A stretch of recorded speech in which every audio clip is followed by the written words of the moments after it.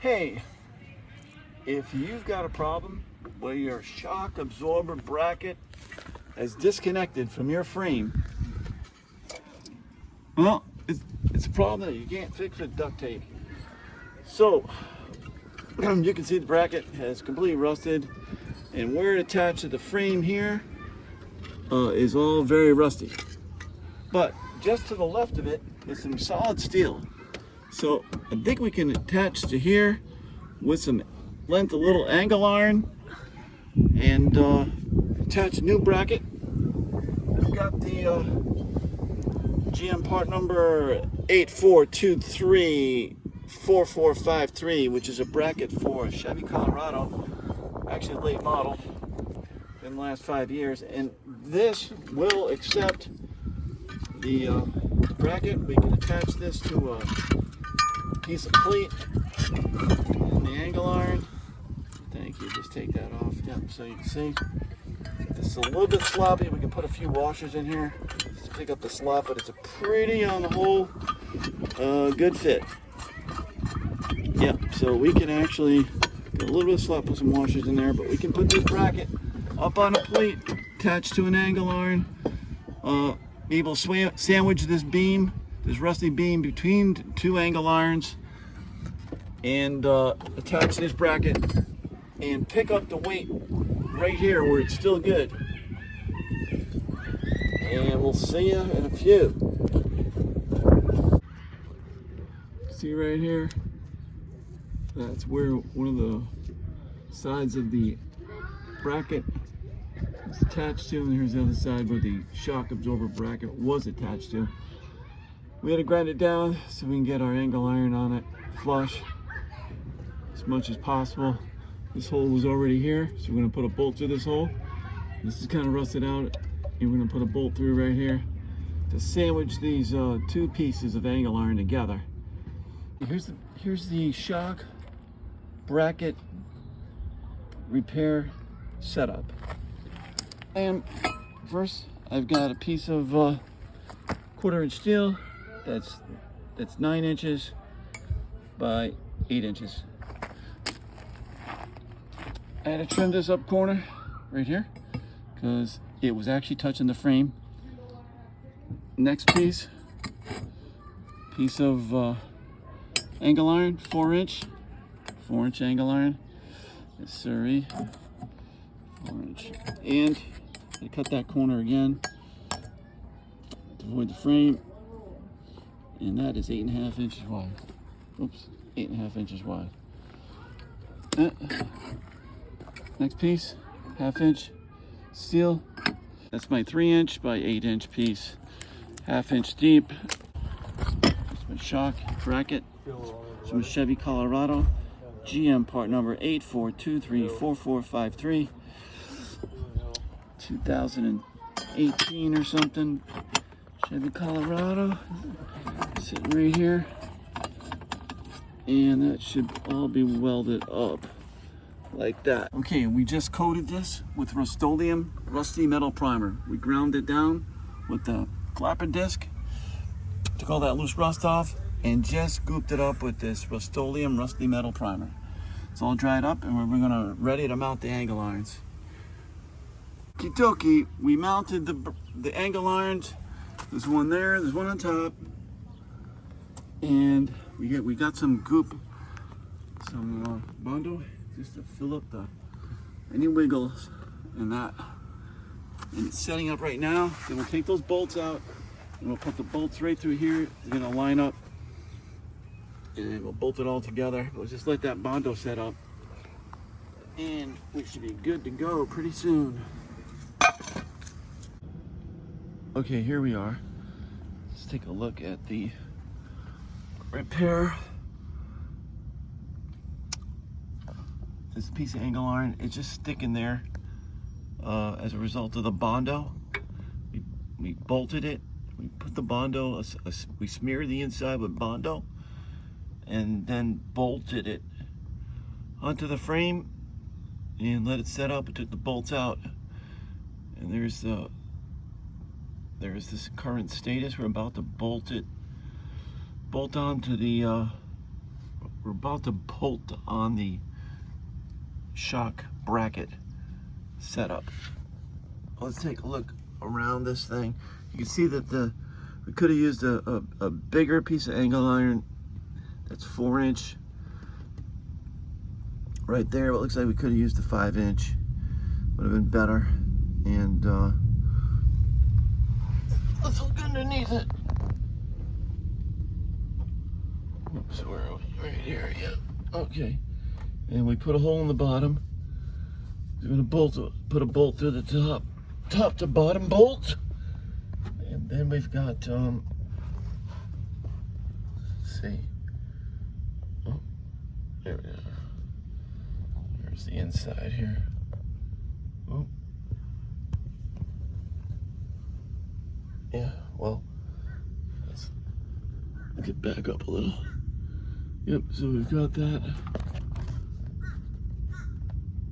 Yeah, I can't see so well up on the back side of it, but the back side of it. And it's also a little bit shy. It's an inch shy, but the width, the 3-inch width is pretty good. We had to trim down the front, the outside part up here, just to so our bracket goes flush against it, that's all. So I'm gonna throw some Bondo in here just to prevent any wiggling. Fill that crack with Bondo and then bolt it together real quick.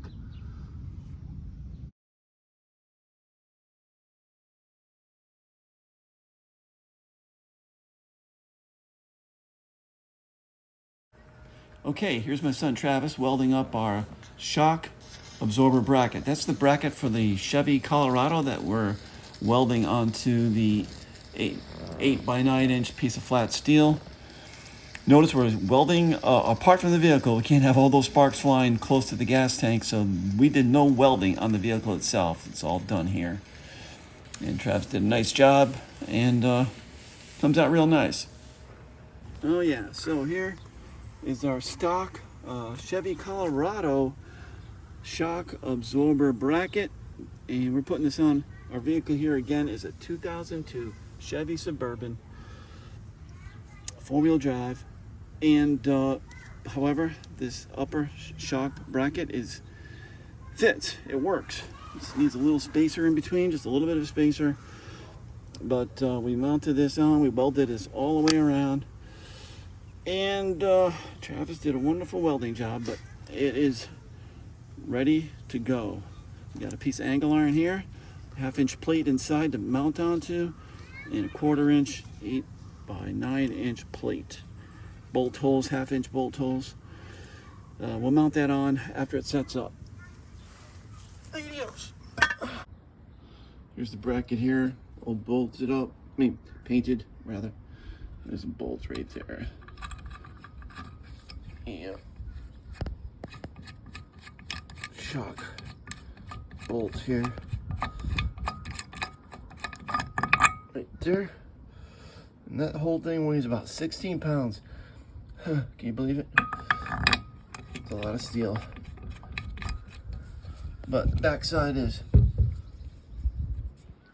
flush. Then it's going to bolt up against our bracket. There's the 2 holes. Okay, the bracket's now bolted on. Let's look at that. Right up there, it's a shock bracket. There's two bolts. This bolt to the right. I didn't have enough space for a washer on that one. But and then I put a bolt on the bottom through to the top. So these 2 angle irons, 9.5 inches long. A little bit staggered, but right about up to a little break in the frame here. And we'll put the shock on. I got a little bit of Bondo coming through here because I filled up my gap with Bondo. I don't want any place for water to hang out. I also kind of hit some spray foam in there just to get the oxygen out of there, prevent air from coming in. So I filled that whole hollow beam up with spray foam. to just stop the flow of oxygen causing more rust on the inside of the beam. Just had to milk this thing out. But let's flip around the bottom. I'm upside down now, but there's the other two bolts, 4.5-inch bolts there, and a 7-inch bolt going through top to bottom. Okay, let's look at that shock. Just bolting it in now, and sits pretty good right there in its bracket. Let's look over here. How are we doing here? Oh, just great.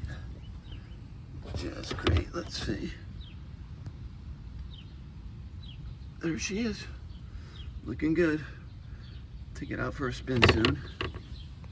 Okay, just to review, we changed the rusty shock bracket on a 2002 Chevy Suburban. You can see this shock bracket completely disconnected from the frame. Clean up the mess, we had to use the grinder and a grinding wheel to cut down some of the edges of the metal from the bracket, and a flap disc to get some of that rust off. You know, I did hit that frame with some Rust-Oleum paint.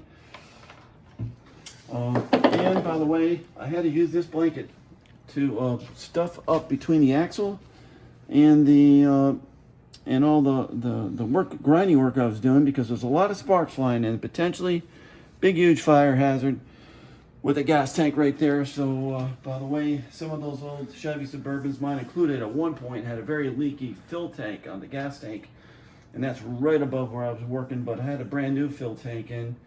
But that's something that's potentially very dangerous. But you can see all the burn that happened on this blanket indicates that there was quite a few sparks flying.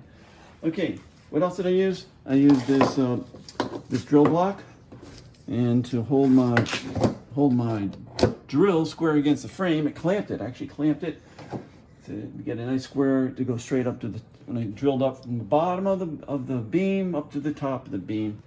And it was a 1/2-inch drill. I got from Home Depot, got 2 of them, and put 1/2-inch bolts side to side, longer than this, but and top to bottom, galvanized.